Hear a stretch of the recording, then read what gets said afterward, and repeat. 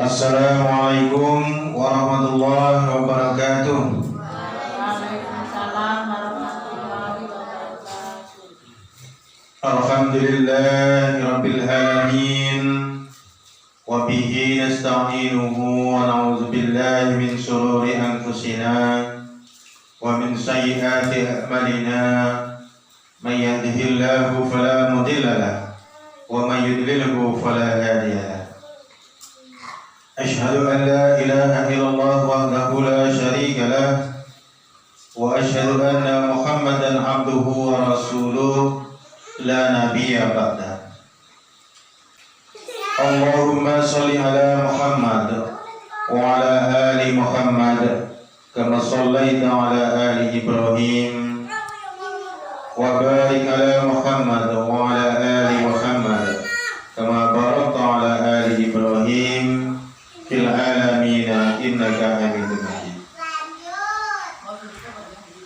Jamaah Majelis Ta'lim Miftahul Jannah yang semoga dirahmati Allah Subhanahu wa taala. Mari kita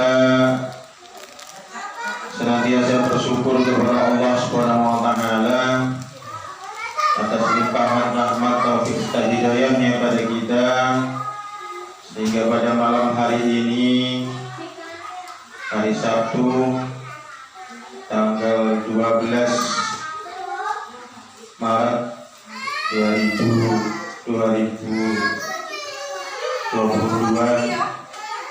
kita bisa hadir di Mushola Miftahul Jannah ini dalam rangka untuk thalabul ilmi, untuk menambah ilmu pengetahuan kita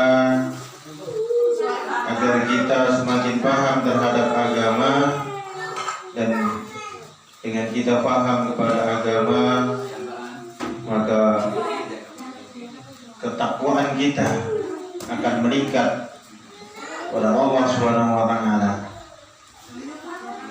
Takwa itu adalah bekal yang sebaik-baiknya bagi kita. Allah Subhanahu wa taala berfirman, "Wa tazawwadu fa inna khairaz zadi taqwa." Dan berbekalah, sesungguhnya sebaik-baik bekal adalah takwa.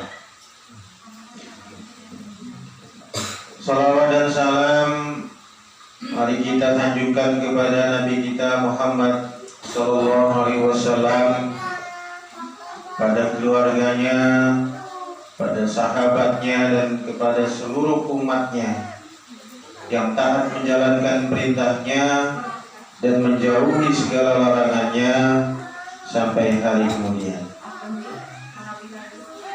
Bapak Ibu anak sekalian, jamaah Majelis Ta'lim Miftahul Jannah yang dirahmati Allah Subhanahu wa taala.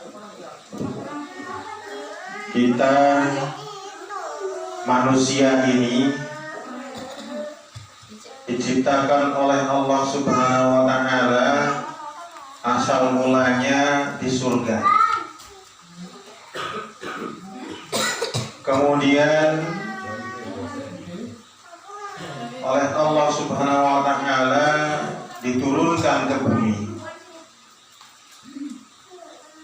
Jadi kita ini aslinya bukan penduduk bumi, tetapi kita ini aslinya adalah pendatang di bumi ini. Jadi jangan kita menganggap bahwa kita ini di bumi untuk selamanya, sehingga kita melupakan kehidupan kita yang sebenarnya, yaitu kembali kepada Allah Subhanahu wa taala.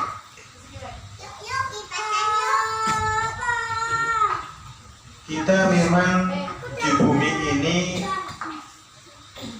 diberikan kesenangan sampai waktu yang ditentukan. Dalam Al-Quran disebutkan, wa qulna ya Adamu uskun anta wa zaujukal jannata wa kula minha ragadan siktuma. Fala taqrabu hadhihi sajarata fatakuna minal zalimin. Itu asal mulanya. Asal mulanya kita di Adam, nenek moyang kita, suruh tinggal di surga. Kemudian jangan mendekati satu pohon yang kalau mendekati satu pohon itu akan masuk golongan orang yang zalim. Tetapi Nabi Adam dan Hawa tidak kuat menghadapi godaan setan, sehingga berhasil dirayu oleh setan dan mendekati pohon tersebut, dan akhirnya Nabi Adam diturunkan ke bumi. Dan dalam cerita disebutkan bahwa pohon itu disebut pohon khuldi. Pohon khuldi itu artinya adalah pohon yang kekal. Kemudian setelah turun di bumi ini diberikan tempat tinggal sampai waktu diberikan tempat tinggal dan kesenangan sampai waktu yang ditentukan.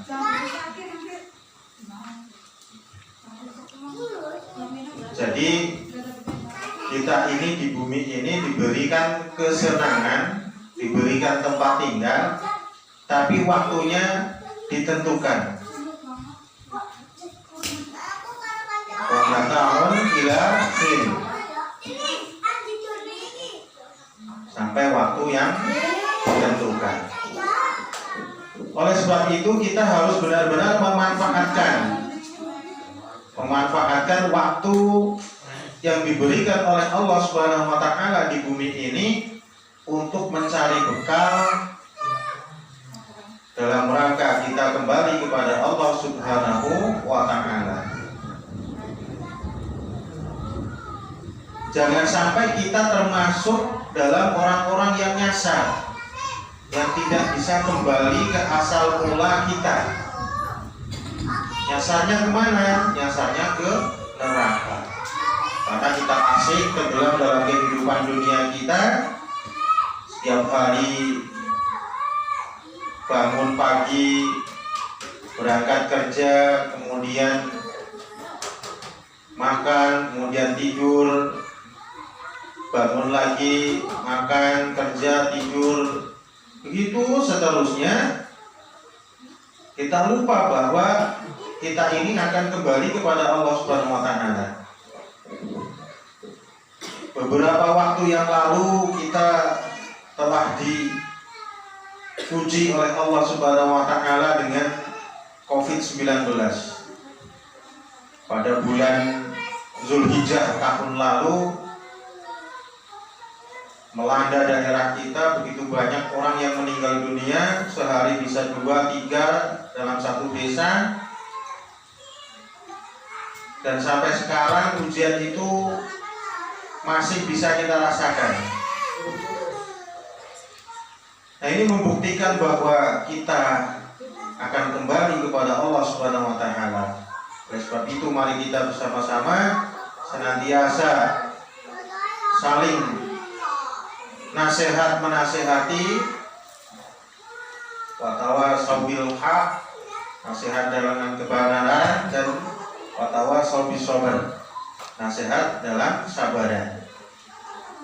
Karena sesungguhnya orang manusia itu dalam keadaan rugi, kecuali orang yang beriman dan beramal soleh, yang nasihat menasihati dalam kebenaran dan nasihat menasihati dalam kesabaran. Untuk pertemuan kali ini tadinya kita akan membahas tentang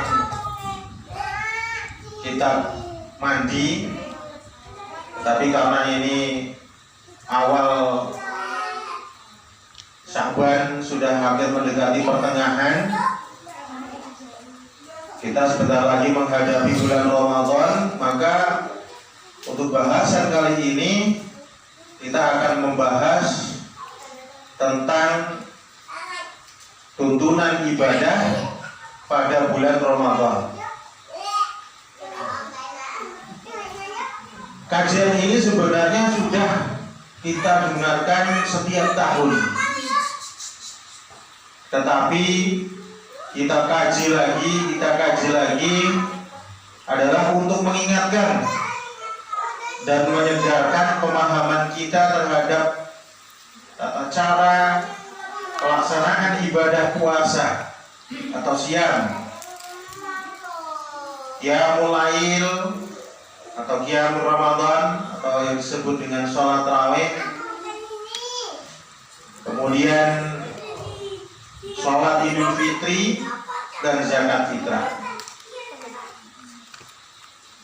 Maka pada kesempatan malam hari ini kita akan bahas secara ringkas saja agar bisa kita laksanakan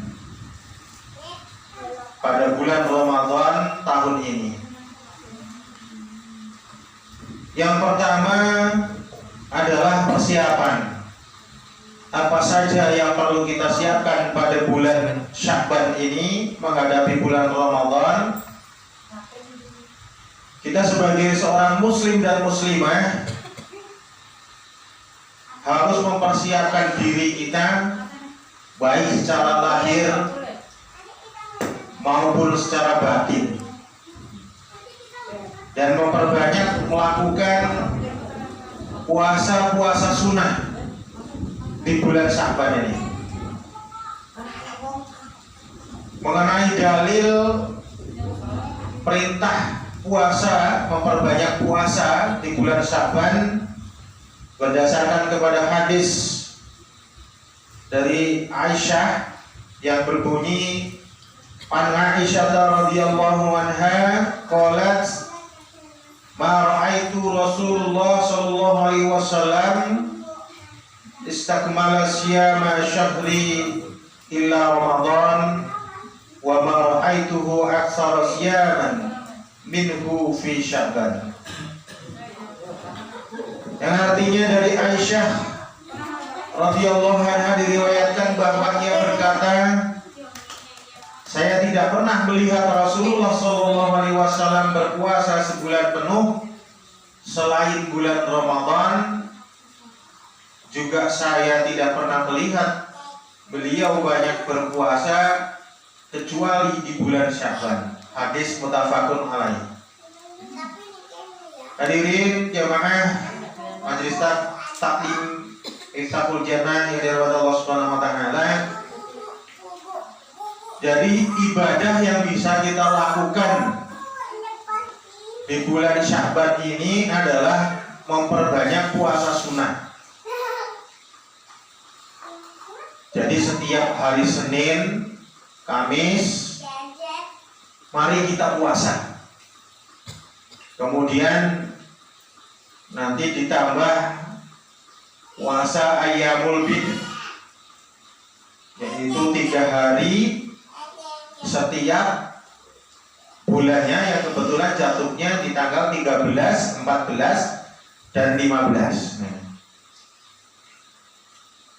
Jadi persiapan untuk menghadapi puasa bulan Ramadan itu kita mulai, mari kita perbanyak puasa di hari Senin dan Kemisnya.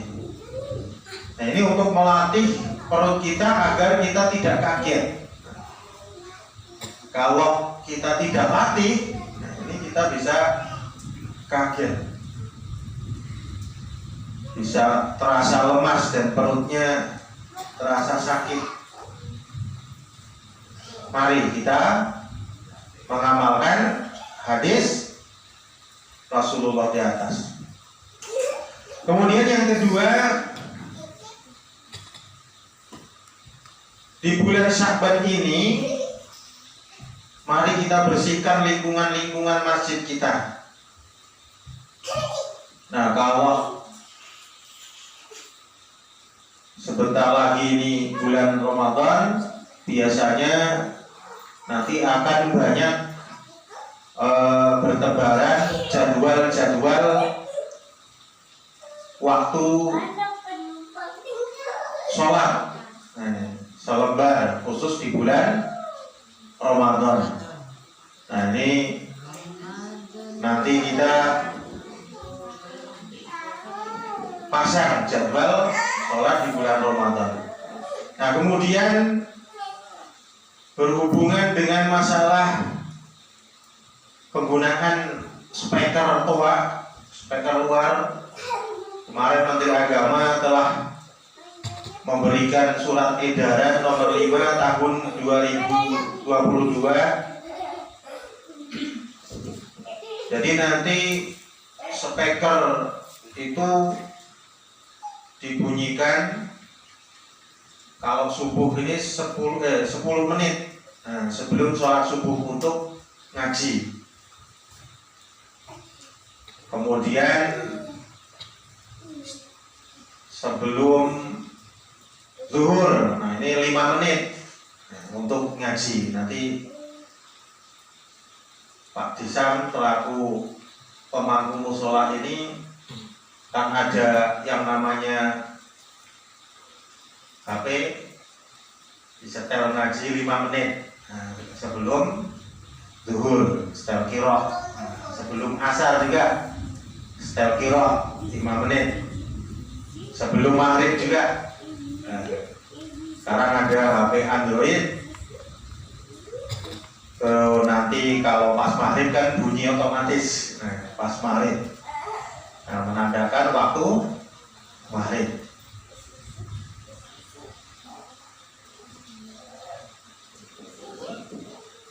Untuk penggunaan speaker dimanfaatkan betul-betul itu. Jadi speaker ini kan kadang di bulan-bulan biasa kan jarang bunyi untuk zuhur, asar dan sebagainya. Nah, nanti kalau ini karena ada edarannya dan itu memang diperbolehkan, dimanfaatkan untuk dibunyikan. Kalau di Masjid Agung ini Pak Juneri tugas membunyikan speaker biar lebaran puasanya jadi terasa meriah. Sebelum waktu-waktu sholat setel ngaji. Untuk subuh 10 menit. Nah, untuk selain subuh 5 menit. Nah, kemudian untuk tadarusan boleh juga dengan speaker luar. Tapi waktunya nggak boleh malam-malam. Mentoknya jam 10 malam. Jam 10 malam itu kalau masih mau lanjut tadarusan ya nggak usah pakai speaker. Nah, orang-orang biar pada tidur, biar bangunnya nggak pada kelainan. Nah kemudian selanjutnya, yang tadi masalah speaker udah disiapkan, disetting untuk saluran ke HP-nya. Udah dibelikan colokan ke Android. Nah, kemudian selanjutnya masalah air wudhu, kemudian alas untuk sholat. Biasanya di bulan Ramadan ini jamaahnya tambah banyak. Nah, sini ini ada Pak Haji yang kaya ini, bisa nambah karpetnya ini. Coba aja ya. Katanya ini jadi 2 sap ini nanti. Ibu-ibunya juga ditambah ini untuk karpetnya. Jadi persiapan bulan Ramadan, masalah sarana prasarana juga termasuk untuk kegiatan seperti halnya membatalkan puasa, takjil. Misalkan nih ada anak-anak yang pada di masjid atau musola pada ngaji, supaya pada sholat maghrib berjamaah. Nanti ada takjilan di masjid atau musola. Kemudian untuk anak-anak kecilnya di sini ada banyak enggak ini anak kecil ini, Mbak Zulfa ini?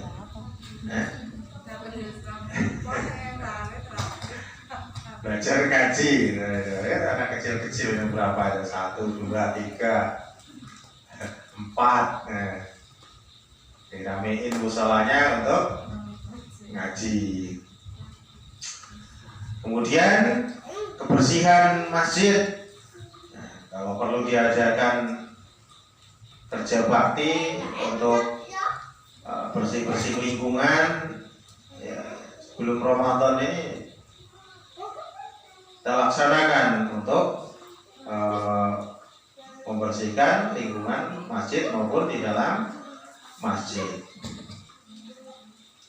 Kemudian pengaturan soft. Nah ini pengaturan softnya ini udah pas belum ini? Pakai Android ada di Muslim Pro ya, Muslim Pro, Muslim Go itu pas banget itu. Jadi dipaskan juga bagaimana ya, minimal ini ada dipencengin berarti kalau ini ya sajadahnya, ambalnya dipencengin kalau belum pas. Nah masalah ya, kiblatnya, pengaturan syaf, kemudian jadwal muazin, imam, penceramah dan sebagainya. Ini di sini ada Mas Jono, ada Mas Pur. Nah ini bisa dijadwal.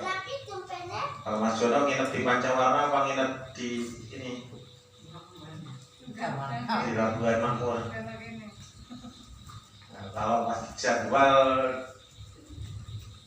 jadwalnya apa? Azan zuhur. Jadwalnya azan zuhur sama asar ya. Kemudian nanti Mas Pur azannya maghrib, isya, subuhnya desa, subuhnya Baksidin. Jadwal untuk ininya. Coba kalau Haji Dayat sebulan utuh di bulan Ramadan bisa di Labuan Makmur kan bisa masuk jadi jadwal imam. Nah ini. Dan kemudian bagaimana persiapan untuk zakatnya juga, kalau bisa dikondisikan bagaimana nanti zakat fitrahnya ya, dikondisikan sistem pengumpulannya, kemudian nanti pembagiannya kemana. Nah ini mari dipersiapkan. Nah kemudian setelah persiapan selesai, kita masuk di bulan Ramadan. Kita pahami dulu tentang pengertian puasa ya. Puasa itu kalau dalam bahasa Arabnya siam atau soma, ya sumu, siaman. Kalau dalam bahasa Arab artinya menahan diri, siam itu. Sedangkan menurut istilah siam menahan diri dari makan, minum, hubungan suami istri, dan segala yang membatalkan puasa sejak terbit fajar hingga terbenam matahari dengan niat karena Allah.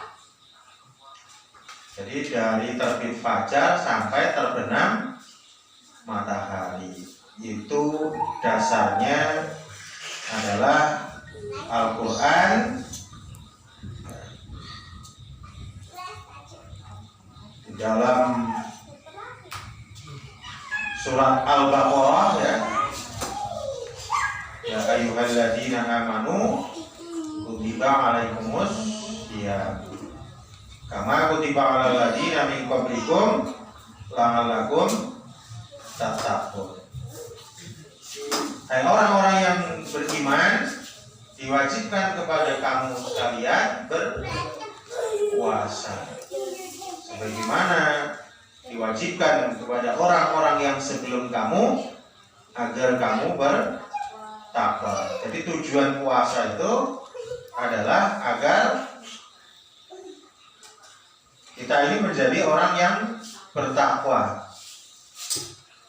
Nah, puasa ini diwajibkannya kepada orang-orang yang beriman.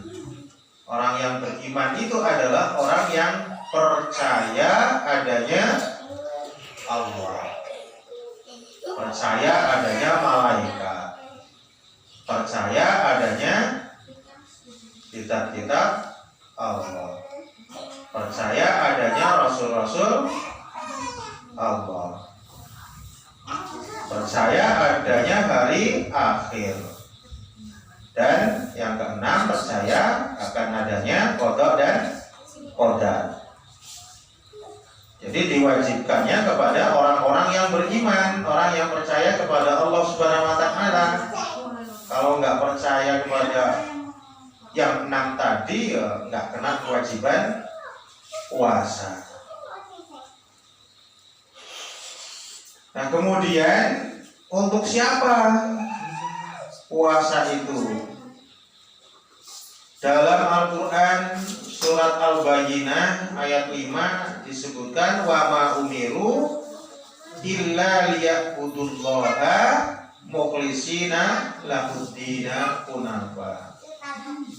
Padahal mereka tidak disuruh kecuali supaya menyembah Allah dengan memurnikan ketaatan kepadanya dalam menjalankan agama dengan lurus. Nah, kita menjalankan ibadah puasa itu itu hanya karena Allah Subhanahu wa taala, bukan untuk siapa-siapa. Dalam hadis Nabi Muhammad disebutkan Rasulullah sallallahu alaihi wasallam qala innamal a'malu binniyat wa likulli imri'in ma nawa. Dari Umar radhiyallahu anhu diriwayatkan bahwa Rasulullah bersabda, sesungguhnya semua perbuatan ibadah itu harus dengan niat dan setiap orang tergantung kepada niatnya. Nah, kemudian masalah niat puasa ini wajib hukumnya. Bagaimana dalam suatu hadis Hafsah Ummul Mukminin radhiyallahu anha, anna Nabi sallallahu alaihi wasallam qala man lam yubayyit siyama qabla al-fajri fala siyama lahu. Dari Hafsah Ummul Mukminin radhiyallahu anha diriwayatkan bahwa Nabi sallallahu alaihi wasallam bersabda, barang siapa tidak berniat puasa di malam hari sebelum fajar, maka tidak sah puasanya. Nah, jadi puasa itu kita niatkan pada malam harinya bahwa besok kita akan puasa. Nah, masalah niat ini ada dua pendapat. Pendapat yang pertama, niatnya boleh kita mulai di awal Ramadan untuk 1 bulan, boleh setiap malam kita niatkan niat puasa itu. Nah, mengenai yang niatnya di awal Ramadan untuk 1 bulan itu beralasan karena memang kita orang Islam itu tidak boleh tidak berpuasa. Jadi kalau saya niat puasa Ramadan, misalkan nawaitu Ramadan, ada ifardhu syahri Ramadan. Nah, untuk 1 bulan bisa. Jadi kalau misalkan kelupaan tidak niat pada malam harinya karena sesuatu hal, tapi kita sudah bangun dan makan sahurnya misalkan ketinggalan, ketumbur azan, kita masih sah untuk puasa, untuk melanjutkan puasa. Yang penting pas azan kita berhenti. Nah, karena sudah niat untuk puasa 1 bulan. Nah, ini masalah puasa ini, niat ini sangat penting karena kita di dalam hadis-hadis tadi di atas telah disebutkan bahwa barang siapa yang tidak berniat puasa pada malam hari sebelum fajar maka tidak sah puasanya, ditakdirkan oleh Al-Khamsah. Nah, kemudian masalah jumlah hari siam puasa. Siam itu dimulai dari tanggal 1 Ramadan dan diakhiri tanggal terakhir bulan Ramadan. Hitungannya bisa 29 hari, bisa 30 hari. Nah, untuk penentuan awal Ramadan ini biasanya pemerintah sudah menyebar titik-titik ruqyah. Titik-titik ruqyah ada kurang lebih 5 titik di Indonesia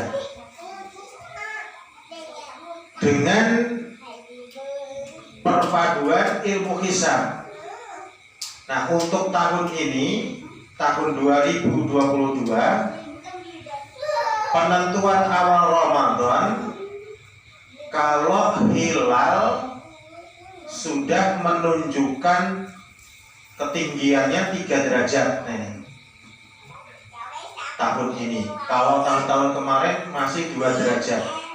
Nah, ini berdasarkan kesepakatan negara-negara Muslim di daerah Asia seperti Malaysia, Brunei Darussalam, Indonesia. Ini sebenarnya sudah digagas tahun 2012, tapi belum bisa diterapkan karena masih belum kondusif. Nah, tahun ini Kementerian Agama telah menetapkan mengenai awal Ramadan ini nanti ruqyahnya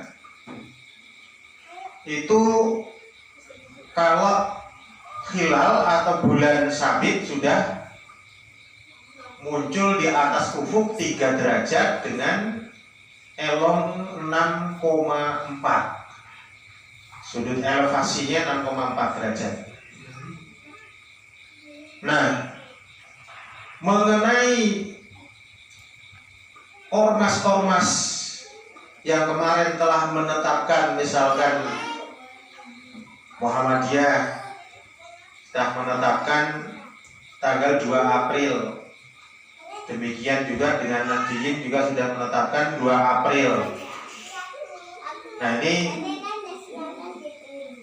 kita terpaksa harus menunggu pengumuman sidang isbat nanti pada tanggal 1 April untuk menentukan puasa itu.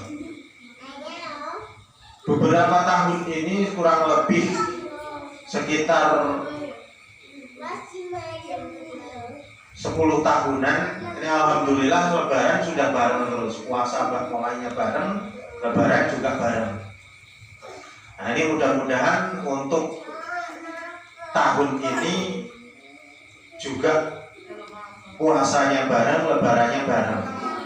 Jangan seperti dulu-dulu TPI Indosiar sudah menyusun acara takbir akbar, sudah mau mengadakan lomba takbir keliling, lebarannya katanya hari Selasa, gak taunya diundur hari Rabu. Itu dulu. Nah, ini Zulfa sudah lahir belum ya? Lebaran gak jadi hari Selasa, diundur hari Rabu. Nah, ini mudah-mudahan tetap 2 April kita mulai puasa dan 2 Mei kita lebaran bareng.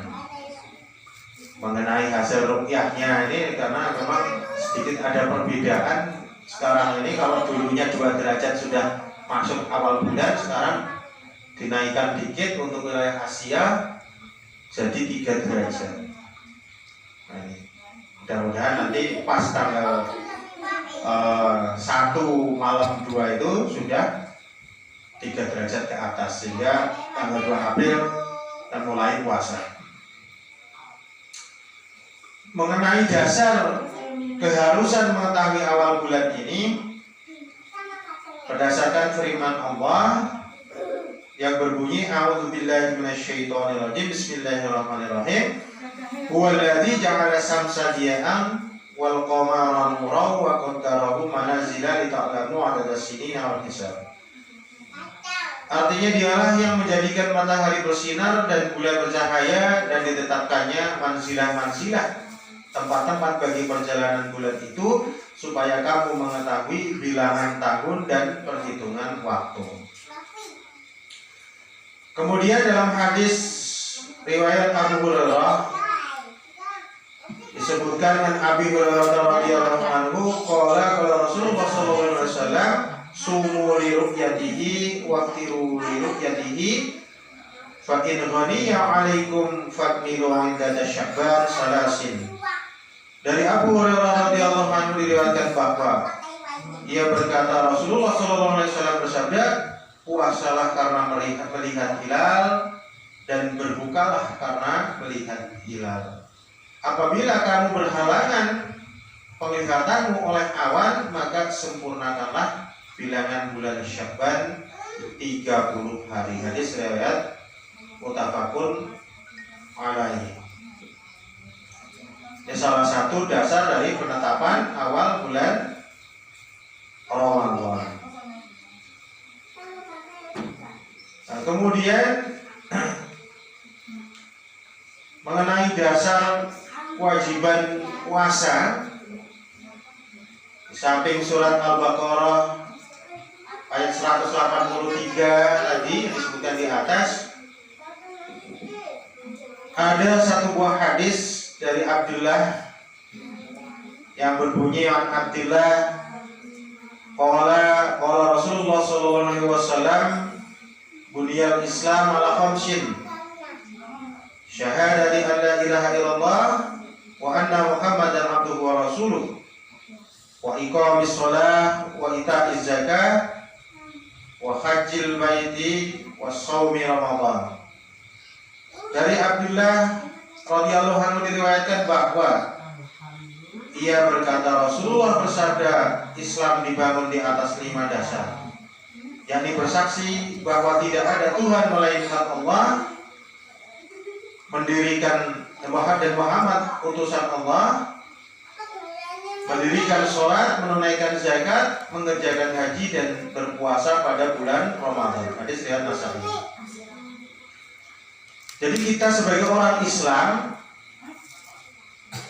kalau kita mengaku orang Islam, maka kita harus menegakkan 5 perkara tadi.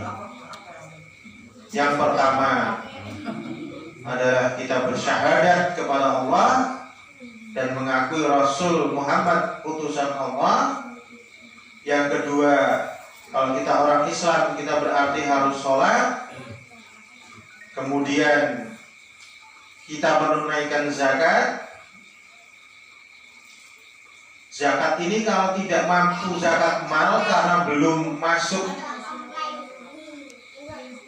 dalam satu nisab dan haulnya atau waktunya, maka kewajiban bagi kita adalah zakat fitrah. Kemudian haji. Nah, haji ini kalau kita mampu. Yang kelima adalah puasa Ramadan. Nah, ini adalah kewajiban bagi kita umat Islam. Kemudian selanjutnya orang yang diwajibkan dan yang tidak diwajibkan untuk berpuasa. Orang yang diwajibkan berpuasa adalah semua muslimin dan muslimat yang mukallaf. Dasarnya adalah hadis Abdullah di atas. Jadi kalau kita merasa orang Islam, orang beriman, maka kita wajib puasa. Nah, yang namanya kewajiban di sini fardhu ain atau wajib bagi setiap muslim dan muslimat. Artinya kalau kita sebagai seorang muslim mengaku muslim tidak berpuasa, maka hukumnya berdosa kalau tidak melakukan puasa. Karena ini adalah kewajiban pribadi kepada Allah Subhanahu wa taala sebagai rukun Islam. Jadi semua orang muslim, muslimat yang sudah mukallaf, artinya sudah bisa membedakan antara baik dan buruk, maka punya kewajiban berpuasa. Kemudian yang kedua, ada orang yang tidak diwajibkan berpuasa Ramadan, tetapi menggantinya pada bulan yang lain. Siapa mereka itu? Mereka adalah wanita yang mengalami haid dan nifas pada bulan Ramadan. Dia tidak wajib puasa di bulan Ramadan tadi, tapi wajib mengganti di bulan yang lain. Nah, oleh sebab itu kalau yang masih punya hutang, yang pada bulan puasa tahun lalu yang haid juga 7 hari atau 3 hari atau 5 hari, sebelum kita masuk kepada bulan Ramadan tahun ini, hutang-hutangnya puasa itu sudah harus dilunasi. Nah, ini masih berapa hari lagi? Ini sekarang tanggal 12. Tanggal 12 besok puasa insya Allah tanggal 2 April. Berarti kurang lebih tinggal 18 hari ya. Yang masih punya utang wajib dilunasi, karena untuk utang puasa model haid ini ya, ini tidak bisa diganti dengan fidyah. Beda dengan orang yang punya sakit menahun. Kalau orang yang punya sakit menahun bisa diganti dengan fidyah.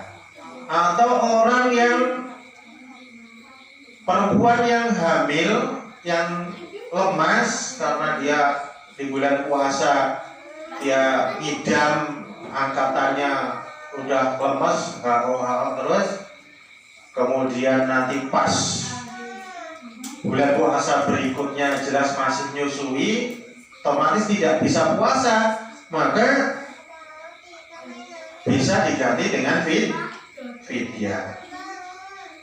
Nah, di dalam hadis itu dijelaskan fidyahnya jumlahnya 1 mud. 1 mud itu sama dengan setengah kilogram beras. Nah, jadi kalau orang yang hamil kemudian dia melahirkan, menyusui, nggak bisa mengganti puasa yang terlewatkan di bulan puasa Ramadan tahun yang lalu, bisa diganti perharinya adalah 0,5 kg beras. Jadi kalau misalkan 30 hari dia tidak berpuasa karena awal kehamilan dan menyusui, maka bisa diganti dengan 15 kg beras. Nah, kemudian selanjutnya orang yang diberi keringanan dan orang yang boleh meninggalkan puasa. Siapa mereka? Yang pertama adalah orang yang diberi keringanan untuk tidak berpuasa dan wajib mengqadha atau mengganti di hari yang lain, yaitu yang pertama orang yang sakit biasa di bulan Ramadan. Orang sakit biasa di bulan Ramadan ini wajib mengqadha atau mengganti di hari lain. Kalau yang sakitnya menahun, itu boleh membayar fidyah. Tapi kalau sakitnya biasa terus sembuh, maka bayar utang puasa. Jadi nggak boleh orang yang sakitnya sudah sembuh sehat terus kemudian dia itu bayar fidyah, itu nggak boleh. Tetap harus bayarnya bayar puasa. Kemudian orang yang sedang bepergian atau musafir, orang yang sedang bepergian atau musafir itu dapat keringanan. Ada keringanannya bisa dipakai, bisa dimanfaatkan. Kalau kita misalkan pergi ke Jawa atau pergi ke Bandar Lampung, apalagi naik motor, bisa kita manfaatkan keringanan itu. Memang yang diberikan oleh Allah Subhanahu wa taala, bisa tidak berpuasa. Nah, makanya ya boleh warung makan itu tetap buka di bulan puasa, adalah untuk menyediakan bagi mereka-mereka yang ada di dalam perjalanan. Bagi orang yang tidak berpuasa, yang sedang haid, sedang nifas. Nah, bagaimana dengan orang yang dia nggak puasa hanya karena apa?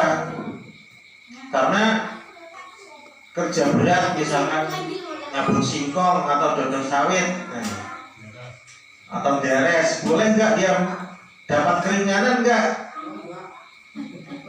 Orang yang nyabut singkong, yang dodol sawit, yang beres, ternyata tidak dapat keringanan untuk tidak berpuasa. Bagaimana kemudian kalau misalkan tetap tidak puasa? Nah, kalau yang model gini ketemunya, dia tinggal yakin nggak sama Allah Subhanahu wa taala. Kalau dia yakin dan dia merasa orang Islam, otomatis takut. Karena kalau yang seperti itu tidak bisa diganti dengan puasa walaupun setahun penuh ataupun puasa seumur hidup. Jadi kalau sengaja orang sehat dia membatalkan puasa, ya, karena bukan alasan di dalam Al-Quran dan hadis, maka tidak bisa diganti dengan puasa walaupun setahun penuh. Nah, ini kalau dia takut kepada Allah, dia pasti berpuasa. Firman Allah, "Faman kana minkum maridan aw ala safarin fa iddatun min ayamin ukhra." Maka barang siapa di antara kamu ada yang sakit atau dalam perjalanan lalu ia berbuka, maka wajib baginya berpuasa sebanyak hari yang ditinggalkan pada hari yang lain. Sabda Rasulullah SAW, Inna Rasulullah SAW, Inna Allah Azza wa Jalla wa ta'alil musafir as-sawm wa salatus salati wa anil hamili awil murdi'is sawm. Hadis riwayat Hamzah. Bahwa Rasulullah SAW bersabda, sesungguhnya Allah yang Maha Perkasa telah membebaskan puasa dan separuh sholat bagi orang yang bepergian, dan membebaskan pula dari puasa orang hamil dan orang menyusui. Jadi ada 4 golongan yang boleh tidak berpuasa itu. Pertama, orang sakit. Kedua, orang yang dalam perjalanan. Yang ketiga adalah orang hamil. Yang keempat, yang menyusui. Orang menyusui ini dapat keringanan untuk tidak berpuasa. Ya. Jadi kita boleh. Nah. Kemudian orang yang boleh meninggalkan puasa dan menggantinya dengan fidyah 1 mud 0,5 kg. Pertama, orang yang tidak mampu berpuasa misalnya karena tua dan sebagainya. Orang yang sudah tua, sakit-sakitan, ayo baca. Jadi dapat keringanan untuk tidak berpuasa, tapi diganti dengan 15 kg, ditambah fitrahnya jatuhnya 17,5 kg. Nah, ini baca ilmunya dapat ya, bukan ya. untuk Mbak Jarno itu. Duitnya masih banyak kan Mbak Jarno? Jadi Mbak Jarno nanti bayar 17,5 kilogram karena sudah tua, sudah susah ya, tapi kun ini. Kemudian orang yang sakit menahun, orang stroke segeletak ya, itu boleh untuk tidak berpuasa diganti dengan tadi 15 kg kalau 30 hari. Kemudian perempuan hamil, perempuan menyusui. Firman Allah, wa 'alal ladzina yutiqunahu fidyatun ta'amu miskin. Dan wajib bagi orang-orang yang berat menjalankannya jika mereka tidak berpuasa membayar fidyah, yaitu memberi makan seorang miskin. Hadis Nabi, inna Rasulullah sallallahu alaihi wasallam, inna Allah azza wa jalla wada'a 'alal musafir shawm wa sadrus sholati 'alal hamil awil murdi'is shawm. Bahwa Rasulullah SAW bersabda, sungguh Allah yang maha perkasa dan maha mulia telah membebaskan puasa dan separuh sholat bagi orang yang bepergian dan membebaskan pula dari puasa orang yang hamil dan menyusui. Nah, kemudian hal-hal yang membatalkan puasa. Apa saja yang membatalkan puasa? Yang pertama, makan dan minum di siang hari pada bulan Ramadan, maka puasanya batal dan wajib mengganti di luar bulan Ramadan.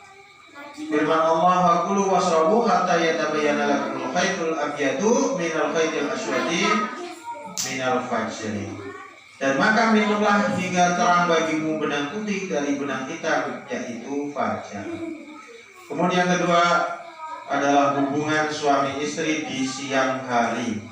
Nah, kalau ada yang melanggar hubungan suami istri di siang hari ini, maka dendanya adalah memerdekakan seorang budak. Kalau tidak bisa memerdekakan seorang budak, maka bersedekah kurma, ya, memberi makan 60 orang. Memberi makan 60 orang. Denda bagi yang hubungan suami istri di siang hari. Kalau tidak bisa beri makan 60 orang, maka adalah puasa 2 bulan berturut-turut. Itu dendanya bagi orang yang melanggar hubungan dengan suami istri di siang hari. Bagaimana dengan orang yang lupa? Nah ini biasa ini kalau awal-awal Ramadan tadinya biasa makan, kemudian atau minum, nggak taunya nggak kerasa minum. Nah, ini bagaimana hukumnya? Man Abi Hurairah radhiyallahu anhu qala Rasulullah sallallahu alaihi wasallam, man nasiya wa huwa shaim fa akala aw shariba falyutimma shaumahu fa innama at'amahu Allah wa syaqqahu. Dari Abu Hurairah radhiyallahu anhu diriwayatkan bahwa ia berkata, Rasulullah SAW bersabda, barang siapa yang lupa sedang ia puasa lalu makan dan minum, maka sempurnakanlah puasanya, karena sesungguhnya Allah lah yang memberi makan dan minum itu kepadanya. Jadi orang yang lupa itu boleh lanjut, tapi asalkan setelah ingat segera berhenti. Nah, kemarin hari Senin, jadi udah titip pelajaran puasa mulai. Nah, nggak tahunya sudah mau hampir maghrib, itu tinggal setengah jam lagi, ngelus-ngelus cangkir, muluk-muluk gerak. Nungguin waktu berbuka, nggak tahunya ngelus-ngelus cangkir langsung diglek. Terus ya udah nggak apa-apa, yang penting yang sudah diglek itu rezeki. Tapi yang masih dicangkir ya jangan terus diterusin. Jadi bagi nggak apa-apa. Nah, yang payah ini kalau yang lupa terus. Pak Desa ini lupa terus, berjalan sekali makan oleh setengah ini Lali. Lali apa puasa? Layak. Jadi kalau lupa tidak masalah. Yang masuk ke dalam perutnya itu adalah rezeki. Jadi eman-eman jangan terus dibatal nih. Itu tadi rezeki, dapat rezeki dari nggak usah dibatal nih. Bablas saya. Sing penting waktu pas kelingan, ya mandek. Sing setengah piring sisanya ya wes lah mau makan kucing, mau makan apa ya supaya kucingnya oke ya. Jora bukannya. Buat sisisan. Nah, selanjutnya hal yang harus dijauhi selama berpuasa. Yang pertama, berkata atau melakukan hal-hal yang tidak sesuai dengan ajaran Islam. Contohnya berbohong. Berbohong itu dia batalkan pahalanya puasa. Puasanya nggak batal, tapi pahalanya batal. Berbohong. Kemudian menfitnah, atau merasani orang, ya. Kemudian menipu. Misalkan nih pedagang kain, Arab lebaran kain laris, ya. Kemudian ini kain kaos oblong, harga kulakannya cuma 10.000, dijual sampai 35.000. Dia bilang ketika dinyam sama yang beli ditawar, wis iki 30.000 wae lho.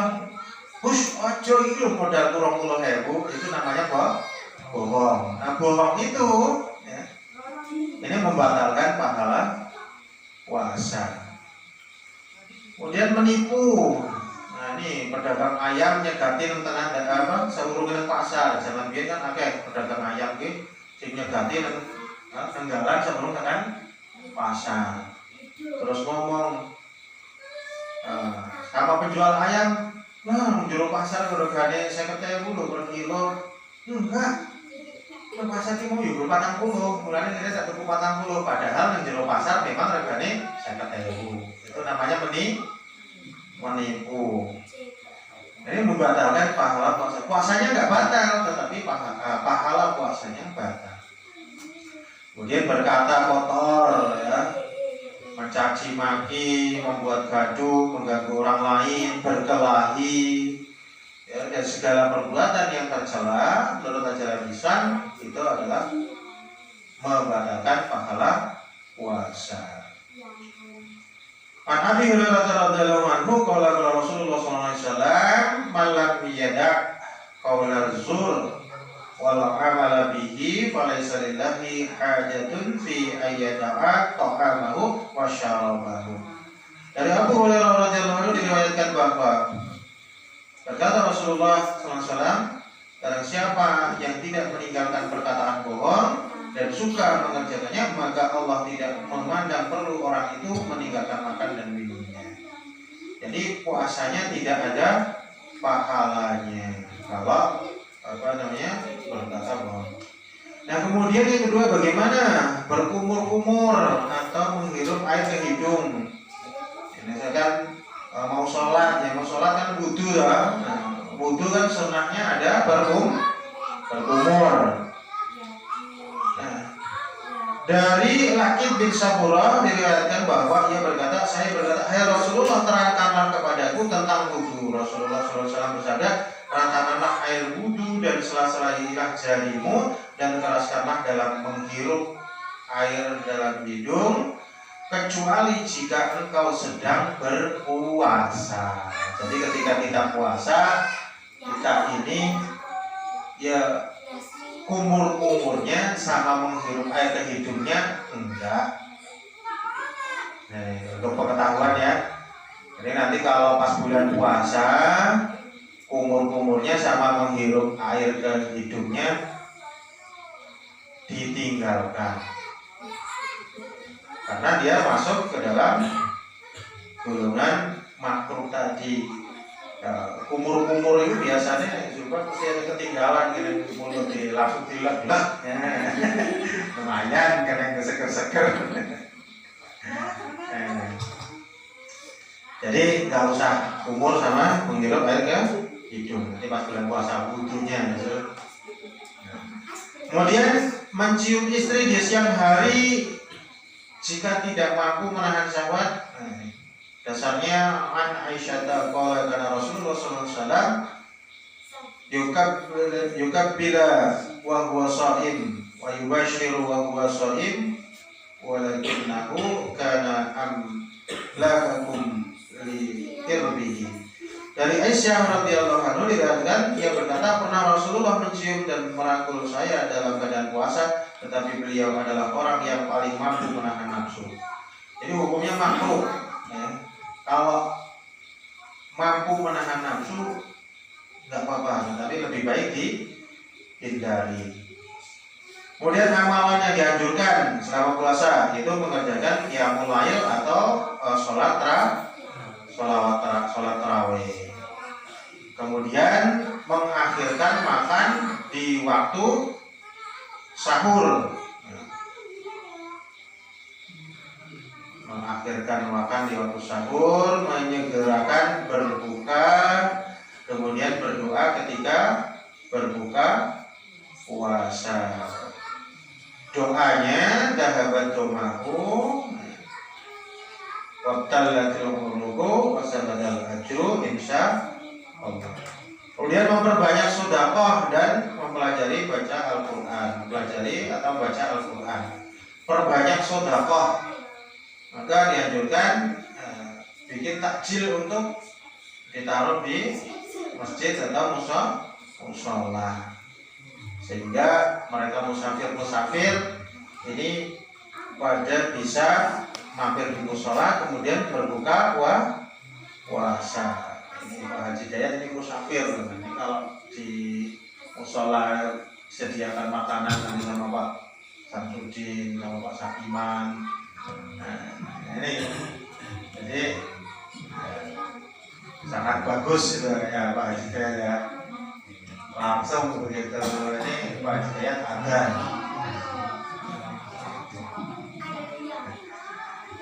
Kemudian mendekatkan diri kepada Allah atau beriktikaf di masjid. Nah, adapun untuk tuntunan salat tarawih ya. Salat tarawih itu artinya salat yang tenang ya, salat sambil istirahat artinya. Jadi salat tarawih itu nggak boleh terburu-buru cepat selesai. Ya. Yang santai. Kalau di Mekah itu 2 jam ya Pak Haji Dayat ya, 2 jam pertama istirahat tidur, nanti sambung lagi misalkan ini. Jadi isaknya jam 8 kan. Sholat isya kemudian tarawih sampai jam 10 ya. Jam 10 tidur, nanti jam 1 bangun lagi lanjutin sholatnya. Anak-anaknya tidur kita berhasil. Nah, sistemnya seperti itu kalau di Mekah. Nah, kemudian pelaksanaan qiyam Ramadan ini didahului dengan yang namanya sholat iftitah ya. Jadi sebelum sholat tarawih itu ada sholat 2 rakaat disebut sholat iftitah. Sholat iftitah itu sholatnya cepat, boleh jamaah, boleh sendiri-sendiri. Ya.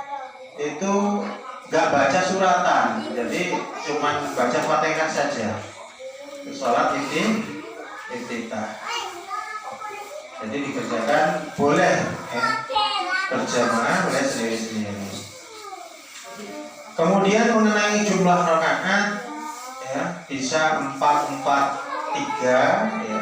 Artinya 4 rakaat salam dan 3 rakaat kemudian witir.